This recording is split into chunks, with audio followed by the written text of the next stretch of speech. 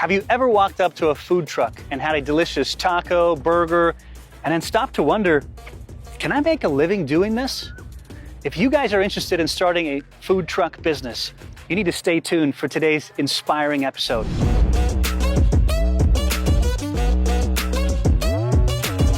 Today we'll be talking to the owner of Vet Chef Food Truck, Kyle Gorley. The name of the game is the speed. You're not a restaurant, fill them up and get them out of here. Since starting his food truck business in 2016, 3 years after completing his culinary management degree, Kyle has managed to double his sales every year, and now he's in the 6-digit figures. You don't have time to focus on marketing sometime. What was our most important thing is putting out the top quality that we possibly could. What about doubling sales year after year? How are you doing that? Kyle is a U.S. Marine vet. He's got an inspiring story with his rock and roll rocky start, yet 5 years later, he's a success. We want to share this story with you. As of today, what's your yearly revenue? Your investment is not wild. You can get into a cheap truck for $50,000. What are the 3 tips for people looking to start a food truck business? YouTube rewards your engagement, so please comment, ask questions below. We've got our vlog in the description below. If every question isn't answered, we'll answer it in our blog. So stay tuned and let's go meet the legend.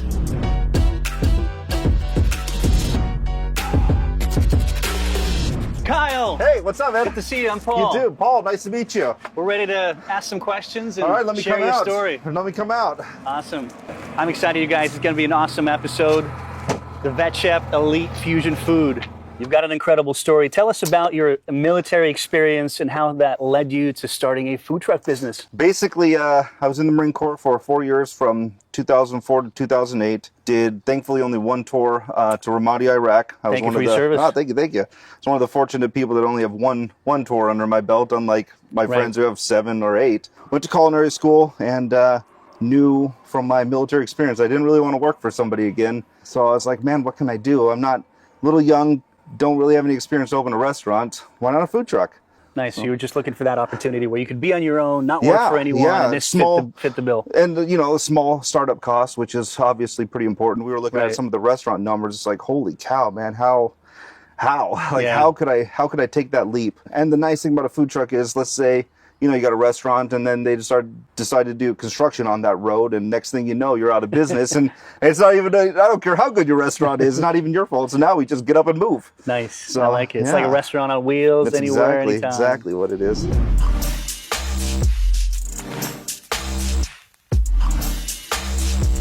So, looking at your trailer, truck, what was your initial budget? I mean, what did this setup cost you? Opening day, including opening inventory, it was $41,200. Break it down for us. What does that entail? I already had the truck. The trailer cost me roughly $26,000. Bought it used or new?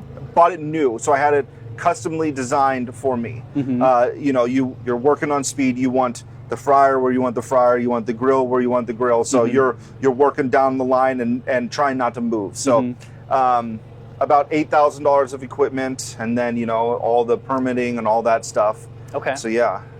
And why this particular menu, not burgers, not you know, your typical stuff that you would see? How did you come up with that? We don't have it here.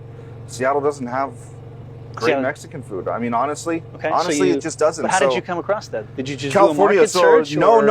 I mean, when I lived in niche. Oh yeah, definitely. So when I lived in California, I was stationed at Camp Pendleton in the Marine Corps. This was the go-to thing, the California burrito, man. Like, if you were a Mexican place, and there's a million Mexican places in California, but if you had the California burrito, you'd have a line out the door. Nice. I mean, so you got inspiration from the military, California combination. Yeah, that's what we used to do, man. We used to, you finish a long day of work and go get a California burrito. So I know I needed the California burrito. So our entire menu is built around that California burrito.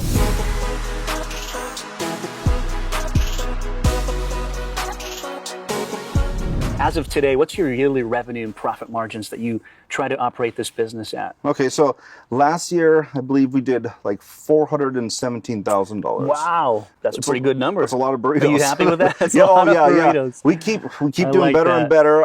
So are you looking at the amount of burritos sold, and forget the no, dollars, it's the burritos. Yeah. You got to get a million of them. It's depressing sometimes when you're like, oh man, I rolled 1,000 burritos, and then you're like, oh, 10,000, 100,000. Now where are you at? You know, honestly, I know we run at a 34% food cost. Okay. That's kind of my end of the business. My wife handles all the other stuff. I just do my best to keep us under 35%, which is very high for a food truck, but we got to have quality, you know, so.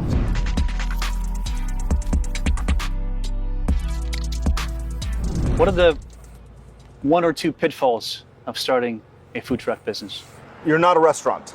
Okay. There are so many people that get it in their mind that they need to, you know, Julian a carrot or something like that. Man, you are not a restaurant. Your job is to serve fast food. Mm-hmm. Fill somebody up is the other thing. Like if you're going and you're buying something and it doesn't fill you up, you're not going to come back. You know what I mean? So give them a big portion. They walk out just like, oh my gosh, that was good.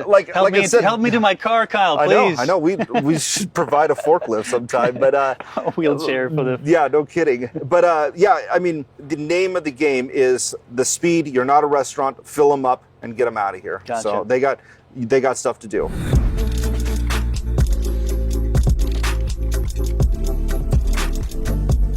What are the 3 tips for people looking to start a food truck business that you would give them? Do it. Do it. Number 1. I mean, honestly, you got to take the step. I mean, it's scary, but your investment is not wild. Like you can get into a cheap truck for $50,000. It's a car. So give us a step. Buy a truck. What are the go 3? to your local health department. Talk to them. Okay. That's the number one thing. Say, so hey, how do I? And all the paperwork. How do I start? Okay. It's a 6-month process of running through all the hoops of the city, L&I, all that stuff. So you need to plan ahead. Know that you're going to take 6 months of work and not going to get anything for it. You won't even be running. You're just going to be going. So have the reserves to live for 6-7 months. Yeah, or anything. keep your other job. Okay. Start getting used to working those 14, 15-hour days because they're coming. Yeah, long days. Yeah, so do that. Start with a trailer is another thing. That's what we did. So as you can see, we did the trailer. It's significantly cheaper than an actual truck. I could pull it with my truck. So I kind of, I already had that. So I just pull it on, hook it up, and go. That makes sense. So that saved. Cost savings from the get-go. And we do ultimately want to get in the truck because it is better. But start with something small, do it as cheap as you can, and just start. Any sort of festivals, churches. I mean, anytime that you know that there's people going to be there, just go. Yeah. Call them. And it takes time, right? I mean, I don't think it's real to expect you're going to blow up in a week. No. I mean, you got a solid year. Set the right expectations. You got a solid year of losing money, and just gaining your spot, gaining your reputation, and just getting your name out there. But it's all worth it. Every ounce of it. Would never not do it. It's a wild ride, but we love it.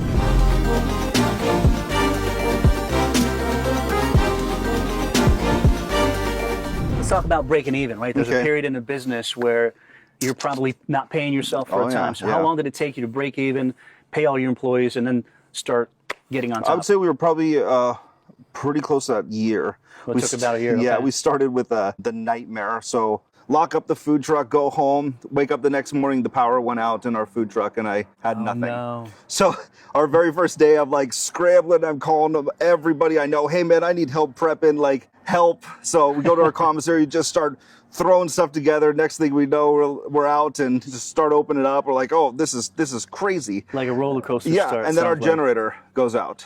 It's just like, why? Why is this happening? So we ended up getting that. We pulled off our generator, hook up a friend's generator, and finish the day. But it's like, man, this is going to be a long life if this is how it went. And it didn't. Thankfully, we got a new generator, fixed it all up, and things evolved. It was like, man, this is a lot of work. We started getting a little bit more popular, and next thing we know, we hire my cousin, who was a high schooler then, and she just needed a few hours, and so we gave her a few hours, and we were able to, say, listen, we can only pay you for the time we're open. Like, just come here, help us open right when we close, all clean. I don't care anything. Basically, if something can go wrong, it will go wrong. And that's not your cue to quit. It's your cue to dig deep, and this is your life, man. And if you're not committed, if this is not part of your family, if this is not fully something you're willing to be invested in, don't open the business, because it's going to consume you, and it's worth every second of it.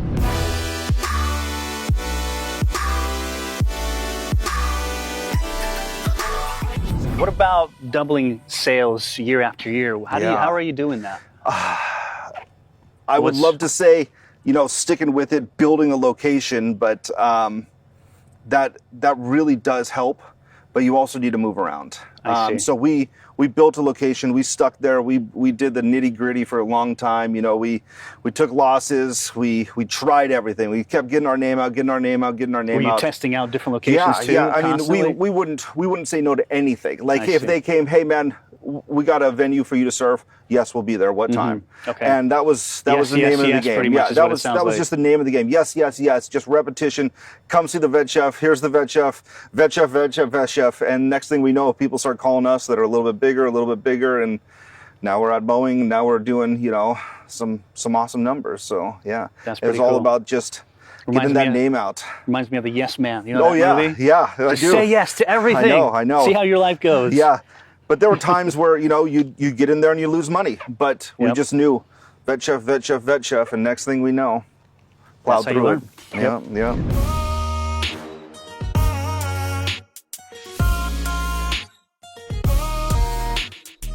We talked about employees real quick in 30 seconds. How much does having employees cut into your margin? Can food trucks afford typically employees? How many? And so I mean, the $15 an hour minimum wage definitely really hurt. Yeah. That was kind of a kick to us for a while. But you have to have employees. I mean, you'll drive yourself into the ground.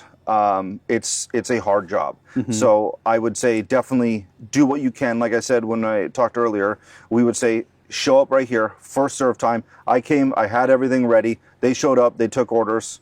We cleaned without employees and sent them home. Mm-hmm. So minimize what you need them for. Use your free labor, even though you're not free, but use that at least for the first year. Then when you can start surviving, right? You got enough sales and locations. Yeah, but you can usually find a high schooler or a relative that will work those weird 3-4 hour shifts and be very happy. Okay.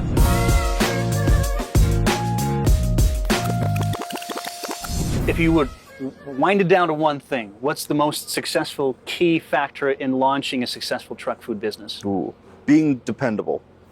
If you say you're going to be there, be there. I mean, I don't care if your tire pops on the side of the road.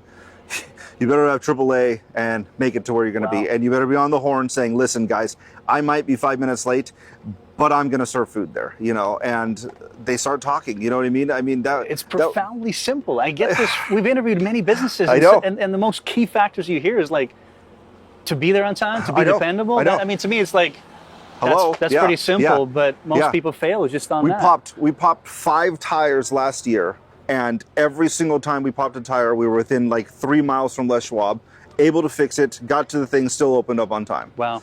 Where other people would just say, hey man, this is a stressful day. I'm just, be there, because they talk. That's huge, Kyle. Yeah. It's almost like, don't worry as much about your Facebook and your Instagram and anything else. Just be there when you said you'll be there. Do what you said you're going to do it on time. We have 1,400 Facebook followers. Considering the amount of food we're serving, the popularity we have, the award winning we have, that's nothing. Mm-hmm. We don't spend a lot of time on Facebook. You don't have time to focus on marketing sometime. It wasn't our most important thing. What was our most important thing is putting out the very best food, the top quality that we possibly could.